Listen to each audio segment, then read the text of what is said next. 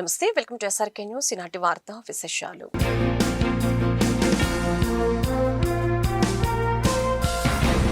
GJH Natco cancer సెంటర్లో 18 కోట్ల వ్యయంతో ఏర్పాటు చేసిన ఫెట్ సిటీ స్కాన్ ప్రారంభోత్సవం గురువారం ఘనంగా జరిగింది.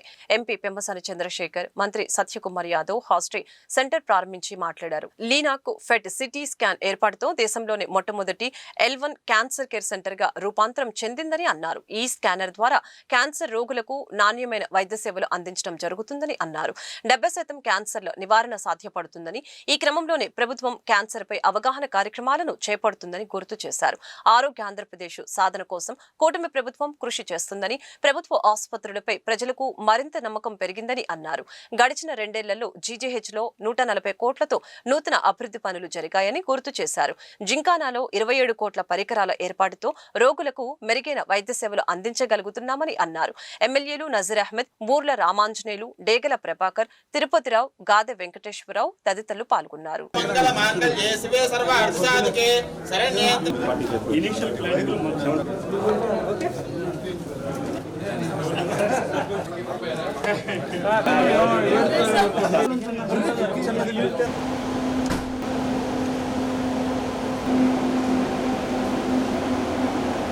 జీజీహెచ్ నాట్కో క్యాన్సర్ సెంటర్లో పెట్ స్కానర్ని ఏర్పాటు చేసుకోవడం చాలా సంతోషదాయకం. ఇప్పటికే 2 లీనాక్ మిషన్లు, ఒక సిటీ సిమ్యులేటర్, బ్రాకీథెరపీతో పాటు ఇవాళ ఏర్పాటు చేసుకున్న పెట్ స్కానర్ కారణంగా Guntur GGH Natco cancer centre దేశంలోనే మొట్టమొదటి L1 క్యాన్సర్ సెంటర్గా రూపాంతరం చెందింది. అదేవిధంగా ఈ పెట్ స్కానర్ గవర్నమెంట్ ప్రభుత్వం నుంచి మంజూరైతే, గతంలో లీనాక్ మిషన్ కూడా ప్రభుత్వం నుంచి మంజూరైతే, 2వ లీనాక్ మిషన్ కోసం ప్రత్యేకంగా ఈ స్థానిక పార్లమెంటు సభ్యులు, గౌరవ కేంద్ర మంత్రి పెమ్మసాని చంద్రశేఖర్ గారి కారణంగా, వారి కృషి కారణంగా దాదాపు 30 కోట్లతో ఓఎన్జీసీ ద్వారా CSR యాక్టివిటీ కింద ఇంకొక లీనాక్ మిషన్ కూడా మంజూరైన విషయం తెలిసిందే. ఈ సందర్భంగా ఒక అద్భుతమైన క్యాన్సర్ సెంటర్ని ఏర్పాటు చేసినందుకు నాట్కో యాజమాన్యానికి నేను ప్రత్యేకంగా ధన్యవాదాలు తెలియజేస్తున్నా. అదే సమయంలో ఈ గుంటూరు జీజీహెచ్ అభివృద్ధి కోసం అనేక మంది దాతలు, అది తులసి రాంప్రభు గారు కావచ్చు, ఇతర దాతలు కానీ, ప్రధానంగా ఈ పూర్వ విద్యార్థులు కలిసి 500 పడకల MCH వార్డుని, అదేవిధంగా దాదాపు 115 కోట్లతో వివిధ ఎక్విప్మెంట్కి కానీ లేదా మౌలిక సదుపాయాల కల్పన కోసం కానీ సహకారం అందించడం జరిగింది. వారందరికీ కూడా ఈ సందర్భంగా ప్రత్యేకమైన ధన్యవాదాలు తెలియజేస్తాను. ఇవాళ దీని కారణంగా ఈ అత్యాధునిక state of the art equipment, స్కానర్లు రావడం కారణంగా మరింత నాణ్యమైన సేవల్ని క్యాన్సర్ పేషెంట్లకు అందించడానికి ఇవాళ గుంటూరు జీజీహెచ్లో ఆస్కారం కలిగింది.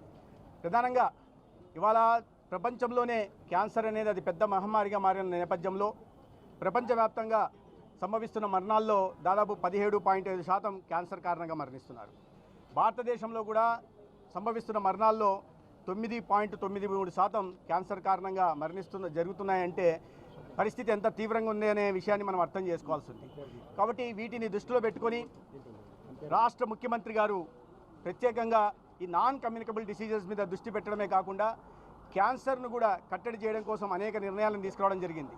దానికి ఎందుకంటే 70% క్యాన్సర్లు ప్రివెంటబుల్, నివారించదగ్గ క్యాన్సర్లు.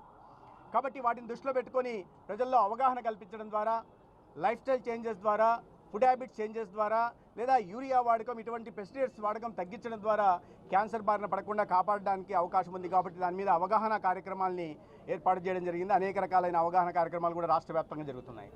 తెలుగుదేశం పార్టీ ఎన్టీఆర్ హృదయ స్పందన నుండి పుట్టిందని ఎంపీ పెమ్మసాని చంద్రశేఖర్ గుర్తు చేశారు. బుడంపాడు రోడ్లో గురువారం ఎమ్మెల్యే నజీర్ అధ్యక్షతన జరిగిన తూర్పు నియోజకవర్గ టీడీపీ మినీ మహానాడు కార్యక్రమంలో పెమ్మసాని పాల్గొని మాట్లాడారు. బడుగు బలహీన వర్గాలు, రైతుల్ని ఆదుకునేందుకు టీడీపీ ఆవిర్భవించిందని అన్నారు. కార్యకర్తల అభివృద్ధి, సంక్షేమం కోసం సీఎం చంద్రబాబు, మంత్రి నారా లోకేష్ విశేషమైన కృషి చేస్తున్నారని చెప్పారు.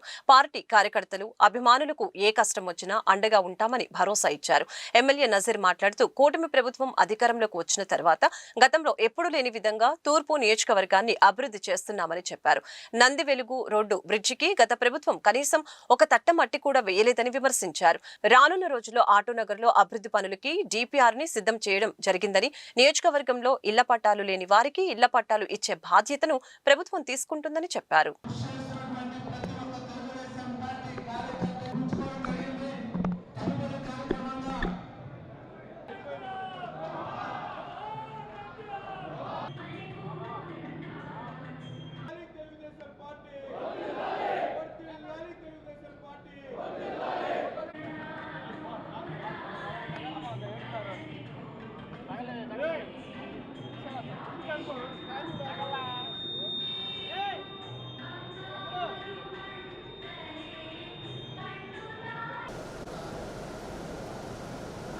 చంద్రబాబు గారి నాయకత్వం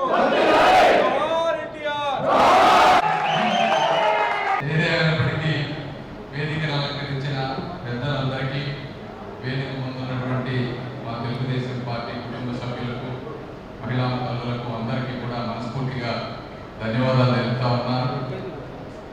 మీరు ఒకసారి చరిత్రలోకి వెళ్ళి చూస్తే ఒక వ్యక్తి హృదయ స్పందన నుంచి పుట్టినటువంటి పార్టీ తెలుగుదేశం పార్టీ, ఒక ఎమోషన్ నుంచి పుట్టినటువంటి పార్టీ, సిద్ధాంతాల కోసం పుట్టినటువంటి పార్టీ, బడుగు బలహీన వర్గాలు, అణగారిన వర్గాలు, కార్మికులు, రైతన్నలు వీళ్ళందరినీ ఆదుకోవడం కోసం పుట్టినటువంటి పార్టీ మన తెలుగుదేశం పార్టీ. అలాంటి పార్టీని ఈ విధంగా 40-45 సంవత్సరాలుగా, అంటే ఏ రీజనల్ పార్టీ లేనటువంటి విధంగా ఈరోజు ఉంది అంటే దానికి కారణం ఆ రోజు వేసినటువంటి ఆ విత్తనం, ఆ ఆశయాలని మీ అందరికీ నేను తెలియజేసుకుంటా ఉన్నా. అదేవిధంగా ఈరోజు గౌరవ ముఖ్యమంత్రి గారు ఇన్ని సంవత్సరాలు రాజకీయ జీవితంలో ఉన్నా కూడా ఎప్పటికీ పోరు లేకుండా, ఎప్పటికీ కూడా అందరికంటే ఎక్కువగా పనిచేసే విధానం, ఈ రాష్ట్రంలో తెలుగు ప్రజల జీవితాల్లో వారి ముద్ర ఉండాలనేటువంటి చేసేటువంటి విధానం. అదేవిధంగా మరి నారా లోకేష్ గారు కూడా ఈరోజు తీసుకుని ఆయన కూడా ఏవైతే హామీలు ఇచ్చారో ఈ రాష్ట్రంలో ఉద్యోగాల గురించి కానీ ఎక్కడెక్కడ లేని, అంటే దాదాపు 25% ఇన్వెస్ట్మెంట్స్ మన ఆంధ్ర రాష్ట్రానికి వస్తూ ఉన్నాయి. ఇవన్నీ వచ్చినప్పుడు మనందరికీ, అంటే కార్యకర్తలు కోరుకునే కొన్ని వేరే ఉంటాయి, పదవులు కోరుకుంటారు, వ్యక్తిగతంగా కొంత లాభం కోరుకుంటారు, సమాజంలో గుర్తింపు కోరుకుంటారు, ఇవన్నీ ఉంటాయి. అయితే ఈ అభివృద్ధిలో మీరు కూడా ఏదైతే అభివృద్ధి వస్తుందో ఈ అభివృద్ధిలో కూడా మీకు కూడా తెలియకుండా ఎన్నో లాభాలు వస్తాయి. అది కూడా మీరు గుర్తుపెట్టుకోవాలి. సీఎం రిలీఫ్ ఫండ్ కానీ, కార్యకర్తల సంక్షేమ నిధి కానీ, మీకు ఎప్పుడు ఏ అవసరం వచ్చినా ఈరోజు అందుబాటులో ఉండేటువంటి లోకల్ ఎమ్మెల్యే కానీ, నేను కానీ, మా వల్ల కాకపోతే చంద్రబాబు నాయుడు గారి దగ్గరికి తీసుకువెళ్ళడం కానీ, ఎందుకంటే ఇక్కడ గోళ్ళ ప్రభాకరే ఉన్నాడు. ఉదాహరణ మీకు చెప్పాలి, ప్రభాకర్ వాళ్ళ అబ్బాయికి క్యాన్సర్ వస్తే ఎంత సహాయం చేసిందో పార్టీ కూడా మీరు తెలుసుకోవాలి. అంటే ఎక్కడ 40 లక్షలు 50 లక్షల రూపాయల సహాయం కూడా ఒక కార్యకర్తకి ఈరోజు చేస్తా ఉన్నటువంటి ఏకైక పార్టీ తెలుగుదేశం పార్టీ అనే విషయాన్ని ఎన్ని పార్టీలు ఉన్నా కూడా ఇందాక ఎక్కువ మాణిక్యరావు గారు, అదేవిధంగా నజీర్ గారు, మాణిక్యరావు గారు అందరూ బాగా చాలా క్లియర్గా చెప్పారు. మన పార్టీలు అదేవిధంగా మళ్ళీ కూడా చాలా అద్భుతంగా మాట్లాడారు. మన పార్టీకి వేరే పార్టీలకు ఉన్నటువంటి డిఫరెన్సెస్, అంటే అక్కడ ప్రామిస్లు ఉంటాయి, ఇక్కడేమో నిజంగా అవుట్పుట్ ఉంటుంది, చెప్పిన మాట ప్రకారం చేస్తారు. అయితే ఇంకా మీరందరూ కోరుకున్నట్టుగా, ఎందుకంటే ఏమైందంటే గత జగన్మోహన్ రెడ్డి గారి పరిపాలన వచ్చినప్పుడు ఒక రకమైనటువంటి సంస్కృతి మొదలైంది. అంటే సిస్టంలో మనం ఏమైనా చేసేయచ్చు, ఏ విధంగా చేయొచ్చు, అందరూ వాళ్ళు బాగుపడ్డారు. ఇటువంటి సంస్కృతిని సమాజంలో తీసుకురావడం వల్ల కొంతమంది, ఎక్కువ మంది కార్యకర్తలందరూ కూడా తెలుగుదేశం పార్టీ కార్యకర్తలు అంటే ఆస్తులు అమ్ముకున్న వ్యక్తులే నాకు తెలుసు, నేను చిన్నప్పటి నుంచి చూసినటువంటి కార్యకర్తలు. ఇది మన సంస్కృతి. అదేవిధంగా పోరాట పరిణ కలిగినటువంటి కార్యకర్తలు, అంటే ఎన్నో రకాలుగా ఇబ్బందులు పెట్టినా కూడా, ఎందుకంటే నేను ఈ నియోజకవర్గం అమెరికా నుంచి గుంటూరు వచ్చినప్పుడు మొట్టమొదటిగా నాకు ఎదురైనటువంటి అనుభవం మా గుంటూరు ఈస్ట్ లో ఫ్లెక్సీలు వేస్తే ఫ్లెక్సీలు తీసేశారు నాయి. ప్రతిపాడు నియోజకవర్గ అభివృద్ధి లక్ష్యమని ఎమ్మెల్యే బూర్ల రామాంజనేయులు అన్నారు. 47వ డివిజన్ గోరంట్ల బొడ్డురాయి సెంటర్లో 35.50 లక్షల వ్యయంతో చేపట్టిన ట్రైన్లు, వంతెనల నిర్మాణానికి గురువారం రామాంజనేయులు శంకుస్థాపన చేశారు. గోరంట్లలో ఇప్పటివరకు 38 కోట్లతో అభివృద్ధి పనులు చేసినట్లు గుర్తు చేశారు. కూటమి నాయకులు, కార్యకర్తలు, అభిమానులు కార్యక్రమంలో పాల్గొన్నారు.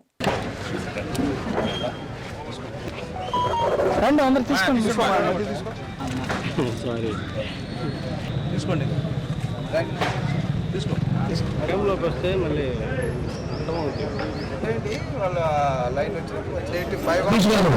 165 కోట్ల రూపాయలతో మంజూరు చేయించింది. గోరంట్లలో మనకు ఒక ట్యాంకు అంటే ఇక్కడ ఒక 5-6 ఎకరాలలో ఒక మనకు రిజర్వాయర్ కూడా ఏర్పాటు కాబోతుంది. అంటే సంపు ఇంకా మనకు నిత్యము వాటర్ సమస్య అనేటువంటి ఎక్కడ ఉండదు. ఊళ్ళో ఒక 1.5 year ఆగండి. ఇంతే నేను కోరేది. నెక్స్ట్ మన ఎన్నికలు కూడా వస్తున్నాయి కాబట్టి కార్పొరేషన్ ఎన్నికలు అభ్యర్థిని ప్రభుత్వం అంటే పార్టీ ఎవరు నిర్ణయించినా యునానమస్ గా జరగాలి. ఎందుకంటే వైసీపీ నాయకులు ఎవరు లేరుగా. ఎవరున్నా వైసీపీ నాయకులు నీళ్ళు ఇచ్చేటప్పుడు లేరు, కరెంట్ వేసేటప్పుడు లేరు, డ్రైన్ కట్టేటప్పుడు లేరు, రోడ్డు వేసేటప్పుడు లేరు. కనీసం 5 సంవత్సరాలు ఒక్క కొబ్బరికాయన పడిఉందా అని అడుగుతున్నాను. ఒక్క కొబ్బరికాయన పడిఉందా? మరి ఏ ముఖం పెట్టుకొని ఇంకో వైసీపీ వాళ్ళు మాకు రాజ్యం కావాలి మళ్ళా మేమే వస్తాము. ఎక్కడొస్తారు మీరు? ఎక్కడికి రారు. మీరు వెళ్లాల్సింది వేరే దగ్గర ఉంది, అక్కడికి వెళ్తారు. గుంటూరు సామ్లానగర్లో జరుగుతున్న జనగణన ప్రక్రియను GMC commissioner K Mayur Ashok గురువారం పరిశీలించారు. దేశాభివృద్ధి, భవిష్యత్తు ప్రణాళికల కోసం జనగణన కీలకమని, ఈ ప్రక్రియలో ప్రజలు భాగస్వాములు కావాలని అన్నారు. ఎన్యూమరేటర్లు ప్రజల బ్యాంకు వివరాలు, ఓటీపీలు అడగరని స్పష్టం చేశారు. జనగణనపై సందేహాలు నివృత్తి కోసం జీఎంసీలో కాల్ సెంటర్ ఏర్పాటు చేశామని చెప్పారు.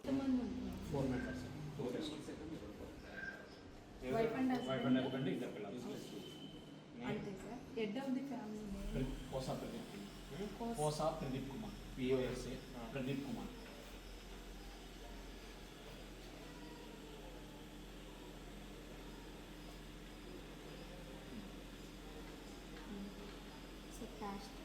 దేవాంగ BCB